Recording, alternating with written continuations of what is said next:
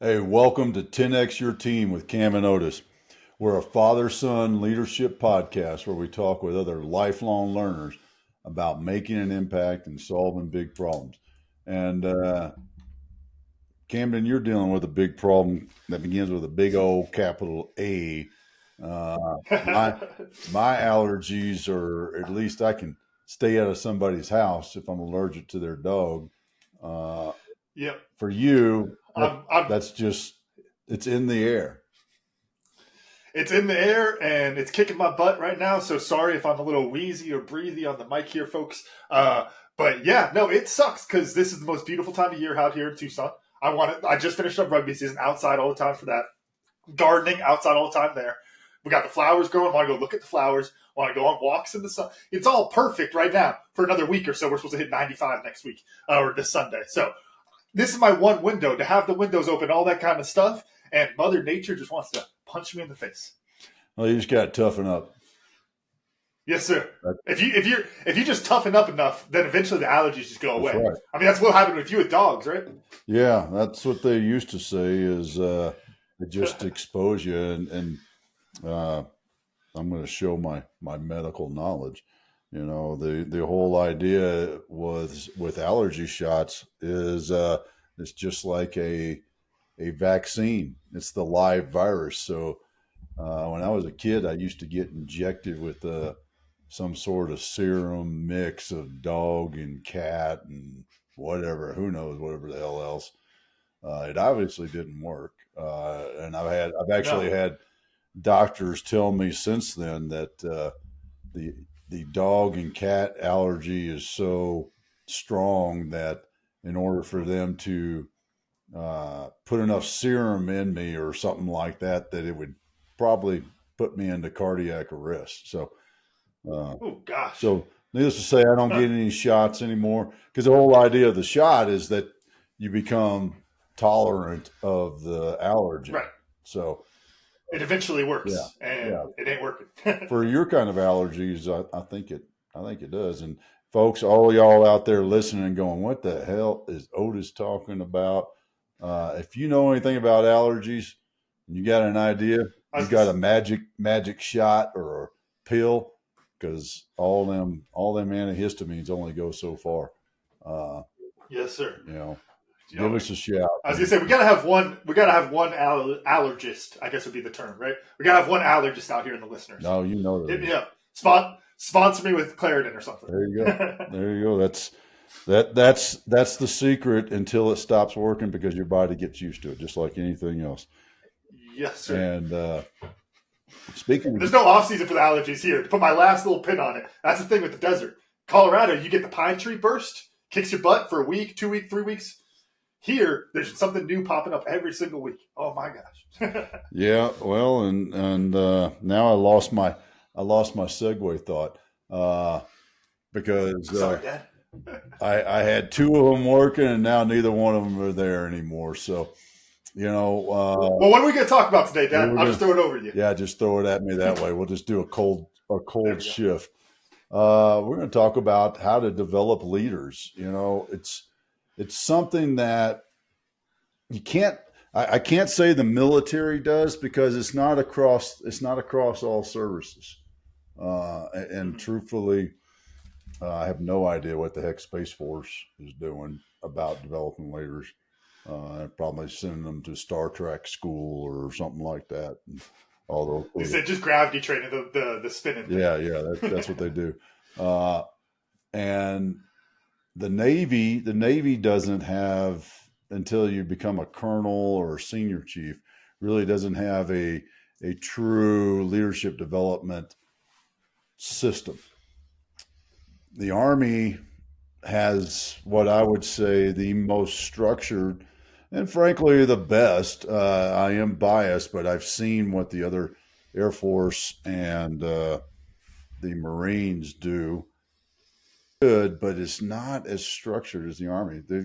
The Army has an amazing leadership development system that is very linear, which is the other great thing about the military is your progression in life is linear. You can't go from private to general. Those Anybody that tells you anything different, that's BS. Um, so the Army starts their leadership development really with basic training, because in basic training, you're told that if there are two of you together, one of you is in charge. It doesn't matter. Love it. One is always in charge. And you better know when you get stopped by a drill sergeant who's in charge. If you're out walking maybe to the PX on some time off or something like that, you better know. And it starts right there. And the amazing thing about it is this school system that the Army has been around for years, probably, and I'm just guessing, it's got to be at least 50 years, if not 60, in the form that it is. Because so you start off at basic training, and then as soon as you get probably about your third year or so in the Army, when you're getting ready to get promoted to your first true leadership rank as a sergeant, you go to your first school, and they don't call it these names anymore, but it used to be called PLDC. I don't even remember what that sounds. Something leadership development course. I can't remember what the primary or who knows.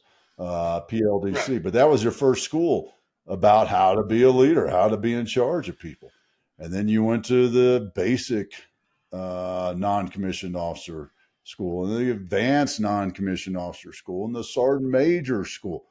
I mean, every time you get promoted in the Army, you pretty much go to a leadership development school, which that's why the Army's leadership development system is so good. It's all linear, and everybody goes through it, except for doctors.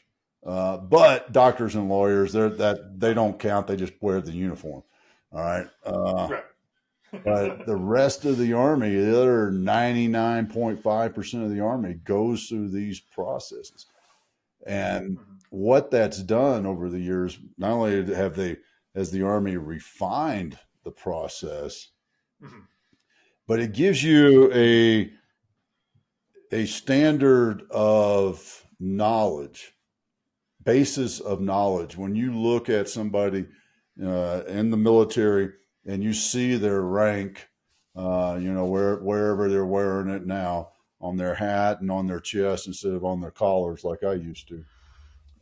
When you see that person, they're a staff sergeant, they're a major, you know that they have gone through these schools, so they should have a basic understanding of X, Y, Z, and how to lead in various situations. And that's an amazing thing, because the military, the Army, we're going to stay in the Army because, like I mentioned, there's some not so much in the other services. The Army has this great system to develop leaders from within. You know, some guys go off and maybe go to Harvard or the Naval Postgraduate School out in Monterey or some other school to get a master's degree in some sort of organizational or leader development or international affairs, whatever. But those are all outside.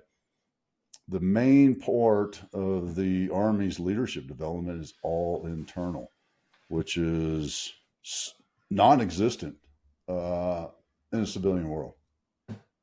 Yeah. And I want to play devil's advocate real quick before we completely shift to the civilian world. You mentioned, I think it was in your Navy example, that you don't really get this training until you reach like a certain point along. And, the Army does it from the very beginning.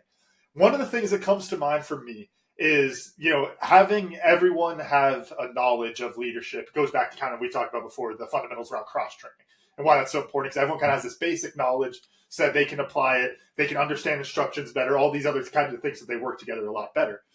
Well, I know you've worked with some of these people. I know I've worked with some, I've coached some in rugby or otherwise, and there are folks out there who get to know a little bit of leadership, and then they start leading and they're not ready, basically, is the best way I can put it. We talk about like the Spotlight Ranger. It's not quite that, because this is well-intentioned. It's not for ego, but it's the you're out there at the rugby field and you start going, oh, well, coach, we're in the storming phase of our team building.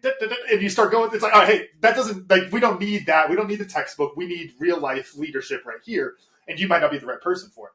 So there can be a little bit of a negative of, teaching the skill too much or whatever it is there. Just to play that devil's advocate a little bit, I want to throw that over to you.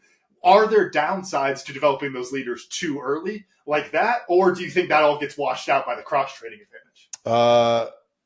That's a personality-driven thing. So anybody, and I'll throw this at academia also. Anybody that spends, their time learning from the books, which is great. Don't get me wrong, but the books were written by a person in a certain situation, and until you can take those lessons and academics that you learn in the academics, the ideal situation, or even if it's somebody else's terrible situation that you're learning lessons from, that was that situation in that moment. The individual, the successful leaders take those lessons and mold it and understand how to apply it in that moment. It's not the great thing we used to joke about is, well, hey, I read in such and such book,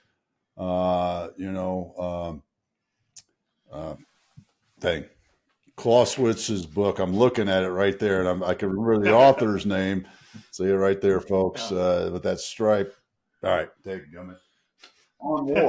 Wow. Got to turn to check. Wow. So what? I read Clausewitz on war. And according to Clausewitz, we should go and do this, this, and this now. Mm-hmm. Okay, well, that's great philosophically. Mm-hmm. But that's not the solution. We got to take this idealistic view, the philosophical view, to even step into Stoicism in that sense, the Stoic view of it, and shape it to the current situation that I'm in. That's the trouble that I think people have. We've talked about this in rugby too, and it goes to a human behavior thing. If all I know is A, B, or C, and the situation does not call for A, B, or C, then what do I do? And people that get stuck into that are do not have the self-confidence to adjust off of A, B, and C and create E and G and M as the opportunistic solution to the problem, are the ones that are that guy that says, well, hey, coach, what if I watched the video from the All Blacks last night, and they said if we pick up, we got to sweep the sheds. Yeah, they said we should all sweep the sheds, and we should make 3 passes on every situation, going backwards to get to the wing, because the wing's the finisher. Okay, that's great. That's great. Okay. Thank you very much. Yeah. Thank you very much, son. Now go do a lap. Right. And for all the non-rugby people, you get the same thing in the business world. How many folks have you and I met come in and you start talking about strategy or where you're at in your business, and they go, what you need to do is create a scalable business. Oh, scalable. Okay, cool. Scalable. What does that mean for this problem I'm dealing with now? It's just buzzwords, right? The management speak, to take James Schooler's version of it. But I think there's an interesting piece there in the Army school that you're talking about, was how tiered it is. You're getting kind of drip fed the leadership while you're getting the real life experience. And that's how you kind of get that secret sauce of the two. Because each one of those, as you learn, I forget the name of the psychological effect, but it's the idea that it's like, when you know 10% of something, you think you know it all. And then once you hit like 15%, you're like, I don't know anything, until you hit 100%, right? And that's what happens with leadership a lot. People think they know how people work. They think they know how to lead. And then until they're in a situation that is outside of that A, B, C, they won't realize that they don't know it. To take that example, they don't know the full alphabet. They know A, B, C. And that's literally the whole alphabet. They don't even know D, E, F exists, let alone X, Y, Z, right?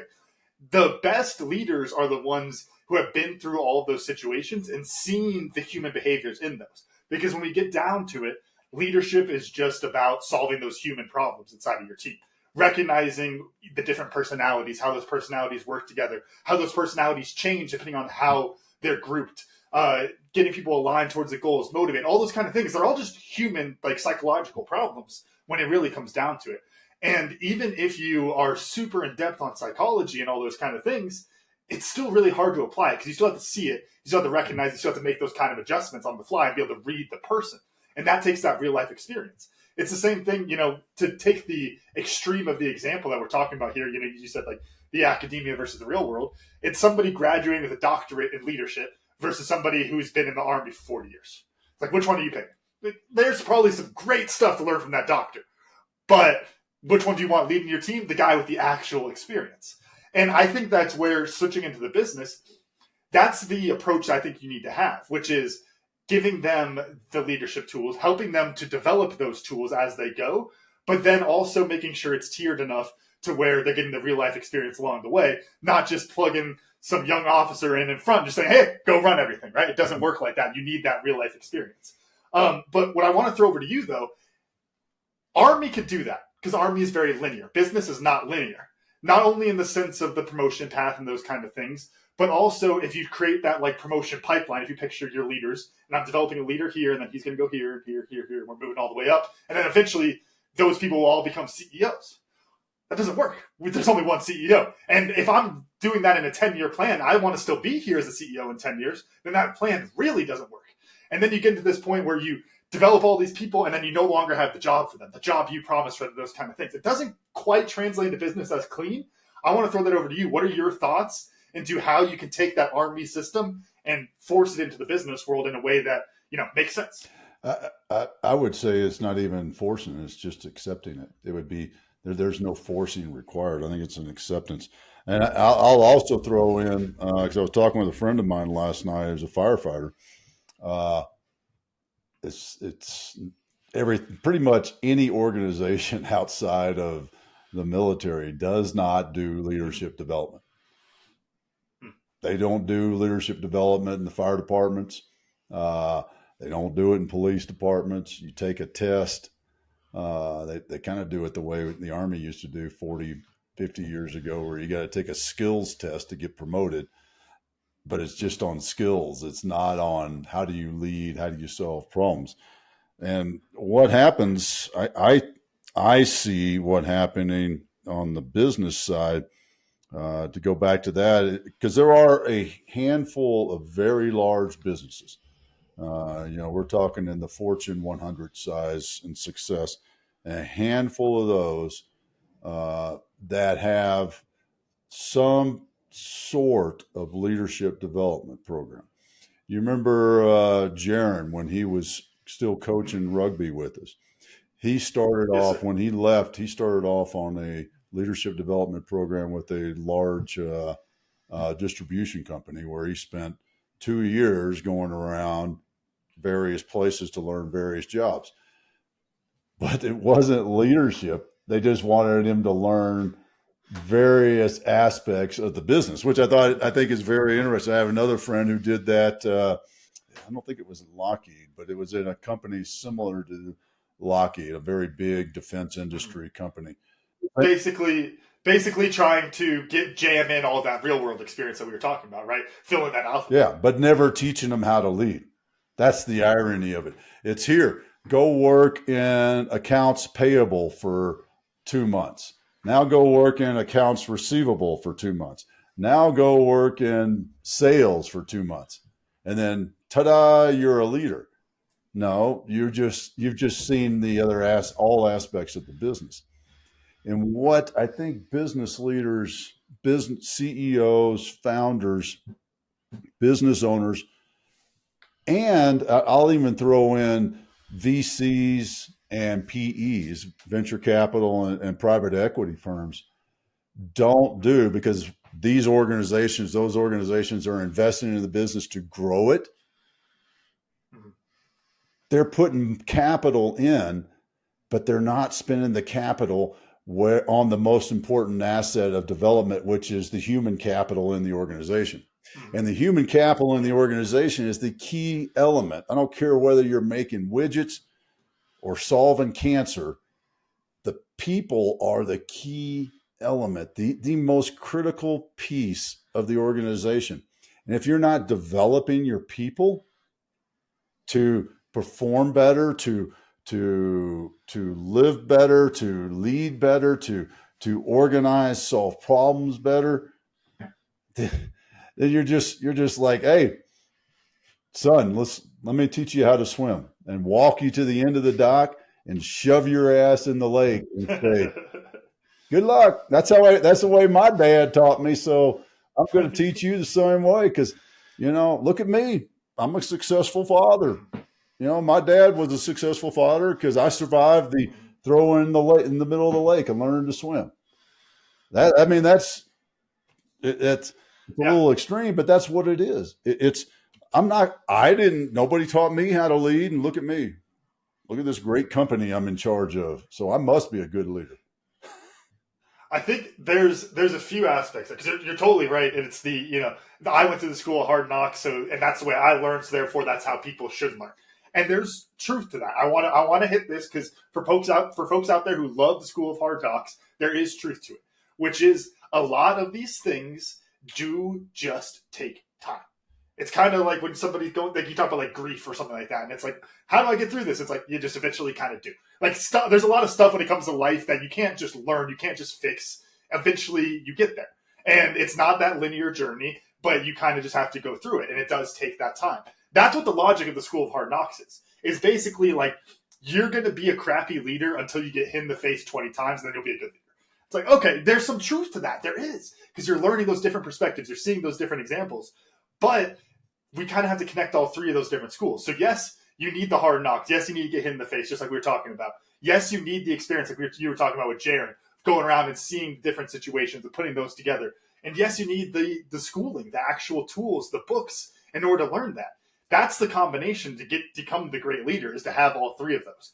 You can be somebody who studied it all. That doctor I was joking about has a doctorate in leadership, right? Has a doctorate in leadership, goes on that training that we just talked about with Jaron, goes through all of that. They're still not going to be a great leader because they didn't get hit in the face yet. So you still need all three of those variables. I think that's very true. But what I want to throw to you then, Dad, kind of again back to building that system inside of your business. How do you piece those together in a way that you're going to, get it in a productive way rather than, hiring and failing and that kind of structure where you have to bring someone up and then they have to fail because that's part of the learning curve. That doesn't really make sense inside of a business, right? Yeah. Well, by developing leaders from within, and you're not going to eliminate the failure, but you're going to mitigate it. And you're going to accelerate your growth, your recovery from failures, because somebody who understands leadership, they also understand when they screw up and fail, they're going to take responsibility and they're going to work to make it better next time. They're not going to sit around and sit on their hands and not try anything new, because a leader is somebody who understands the risk to move forward and can accept the risk because they understand how to put together a plan to mitigate the risk. And it is an aspect of solving the problem. And here's another key aspect on, a couple. So number one, leaders make great followers. Great leaders are the best followers. They're the best team members because they understand leadership and they understand what it's like to be part of the team. So there's one aspect. The other aspect, and I think this is the counter to it all, is as the CEO, the dude who's responsible for P&L, how do I see a 10x of my investment? So if I'm spending $12,000 on a leadership development program for my team, how do I measure the 10x of that coming back to the business? Because that's how I measure things. If I'm investing in something, I should see. So if I'm spending $12,000 to train members of my team to be better leaders, then when do I see the $120,000 ROI? That's tough to measure.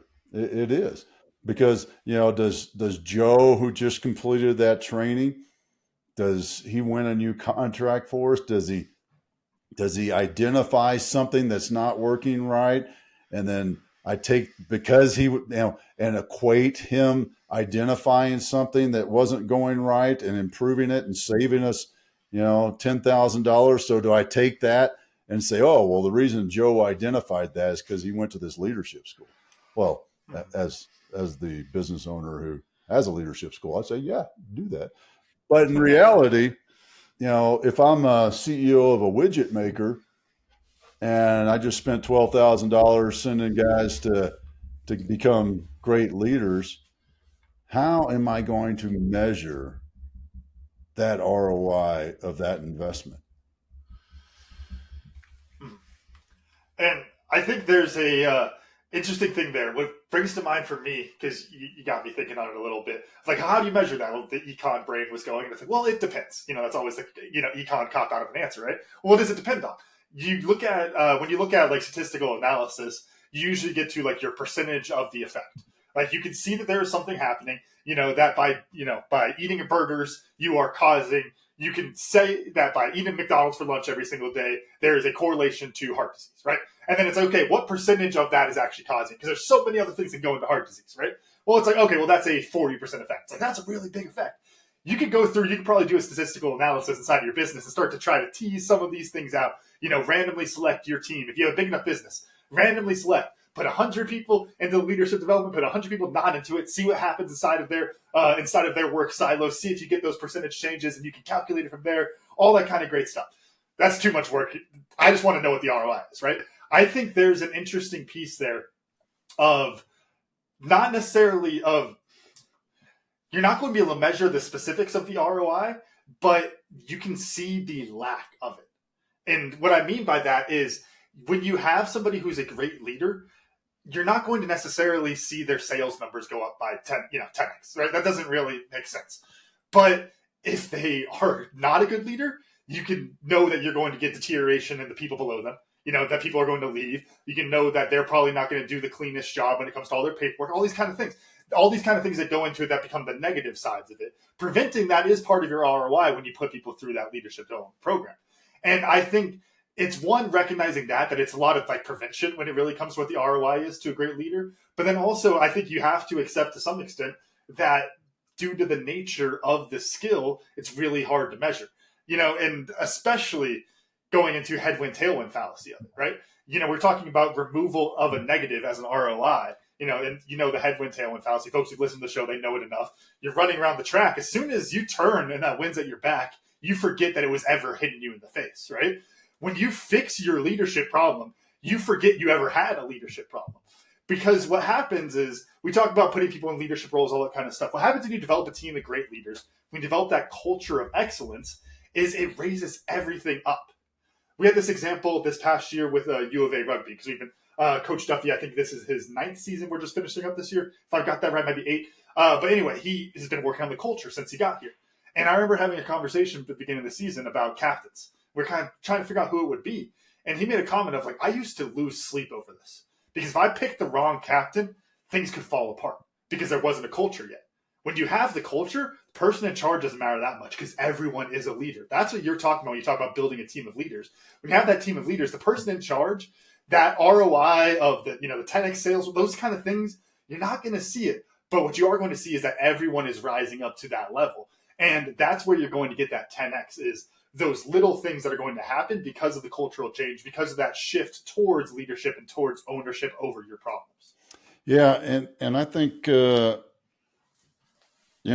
one thing that to help with the decision making is you have to ask yourself, can I afford to pay somebody in my team for 2 hours a week?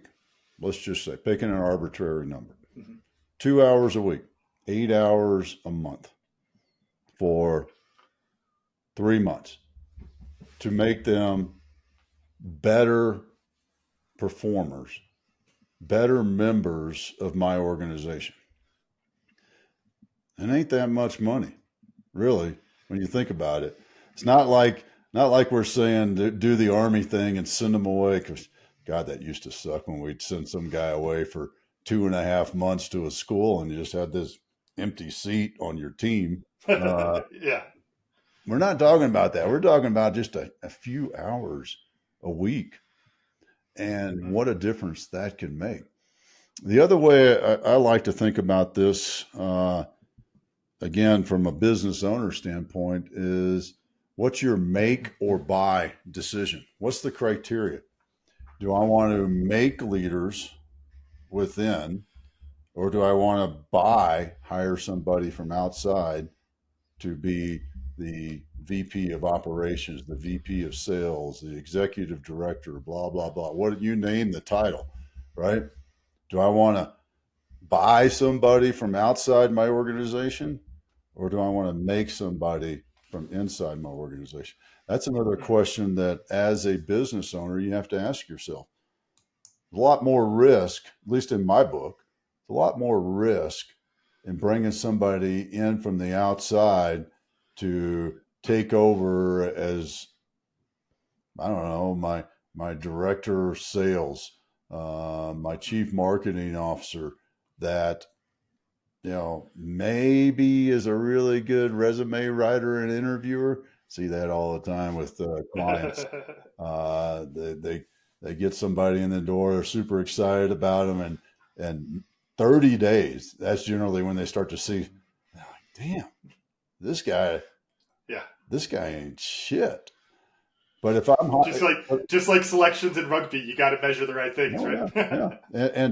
But this guy that's a known entity that I'm seeing potential in my team, and I'm building him up and I'm teaching him to be a leader, man, I'm mitigating that unknown personnel risk in my business. And before you take us to wrap us, because I know we're running out of time here, as if we have the clock on the wall. But no, I think there's an interesting thing there, because then the question kind of becomes, it's like, well, why don't you develop leaders? Why would you pick somebody from the outside versus somebody from the inside, right? I think one really key piece of that is you need somebody from the outside if you don't have somebody from the inside. Very simple, right? If you don't have somebody to promote, then you need to go hire somebody. If you don't have something to promote, then that's a cultural problem. That's a leadership development problem that you already have. It's kind of this negative cycle that you can get into where you have to go bring in somebody else because you don't have anybody to bring up. If your systems are in place, your culture is built, you have a great culture inside your organization, you want to bring someone up because they understand all of those things. You bring somebody in from another area, they're going to mess all that stuff up. Even if they have the leadership expertise, even if they have the marketing expertise, whatever it is that you're hiring for, they're going to mess all those other things up. And so I think there's this really interesting thing there where it's like, well, why would I go hire someone else? Well, it's because you're not taking the time to develop leaders there. How much more expensive is it to go hire somebody new versus to promote from within? A lot more expensive. Take that money. You want to talk about ROI again? Take that money, that hundreds of thousands of dollars you're using to go get somebody, invest that into your team, build up your culture, build up your leaders, and then you're going to have people who can step up into that role. And I think that's a really, really key distinction there. And, and actually, I'm going to throw you a curveball, Dad. I'm going to segue that into what I learned. Yeah, I'm taking control of that first time. 345 episodes, might as well once, right? But what I learned on that is, that same question of why not develop the leaders? It's a lack of confidence in your own leadership. It's that same thing we talk about it, and I talk about in the rugby context, giving a speech, whatever it is. That fear of, I don't know. It's the same kind of fear. If I develop a leader, then they're going to take my job, or people are going to start looking to them instead of me. If you feel that way, you're not confident in yourself as a leader, because a really great leader loves to see someone else step up and they can step back and go, hey, I taught Otis everything he knows. That's my lead. I did all that. Your ego should totally be fine. You're the one pulling the strings, doing all that kind of stuff. Just because people are looking at him, just because people are listening to her, whatever it is, that's a fear of your own insecurity around your leadership. And I think that's, it's kind of that negative cycle. That's how businesses get stuck, right? Those last two things I said, that's how businesses get stuck. Because crappy leader who's scared to really lead, scared to develop people, is going to keep bringing in outside help to try to fix those problems rather than spending the money, spending the time, and stepping out of that fear bubble in order to develop it inside. Yeah. Yeah, I agree. What'd you learn? It's well, I just want to say I'm proud of Sean for realizing that once you have the culture established, it was something I learned and saw in SF. I think I've mentioned it a couple of times where, each of the companies in our battalion all had these different personalities. I referred to them, but it's really a culture. And once that's established, when somebody new comes in, they get integrated into that culture, which means that culture continues. If it's strong enough and it continues to be reinforced, that the person you put in charge of it, especially when you talk about, a rugby club that the captain's going to be the captain for a year, that's not enough time for him to, influence the change when you select them. Yeah. Same thing in the military. That's why those companies, I can guarantee I could go down to Charlie Company 2nd Battalion, 10th Special Forces Group, and walk in the door, and I would still get the exact same vibe I did 20 years ago. Because the culture, once it's established and continues to be managed, cultivated, I think cultivated is a better word, then it will remain. If it's a successful culture, which is also the dichotomy of, if it's a toxic culture, how do I change it? And that's a tough thing. So that's for another show. I was just going to add one thing on that. I think as you develop that culture and you develop your system, the thing that works so well in the Army is how, and we joke about big Army, the plug and play type thing. I was like, Otis, you're good at these 5 things. We need those 5 things over here. There you go. Boom, go. And it's this kind of weird system like that. And it's such the people that are in it, they get shipped around, all those kind of things. We talked about that before. But when you develop that certain skill set, people have that skill set, you can plug them right in. When you have a manager who leaves because you gave them the tools, because they're a great leader, and now they're ready to go start their own company because you gave them that confidence, because you were such a great leader to them to develop them as that leader to go take that step. Oh no, somebody's not there. What are we going to do to replace Camden? Well, you got 10 other people that are in that exact same pipeline, and you could just let it flow on up. And that's what it really comes down to. But you're right. You gotta suck it up and start it in the first place. If it's toxic, it ain't going to get fixed. Yeah. And that's a hard road to hoe. And, if you want to learn how to fix that leadership, how to develop leadership from within your team, how to solidify and establish your culture and your business, a culture of success and innovation, then go to 10xyourteam.net and check it out. We've got 3 lines of services that we can provide, that we do provide to you. You're listening to one of them right now. This is the do-it-yourself line of service. So you listen to our show because you're going to get a lot of great life lessons, business lessons, and leadership lessons from myself and Camden and our guests, because we have some amazing guests on the show. The second one is Done With You, and that is our leadership development system. And that is how you develop leaders internally from the ground up in your business and help your business continue to grow. And then our third line of service is the Done For You, and that's our fractional COOs.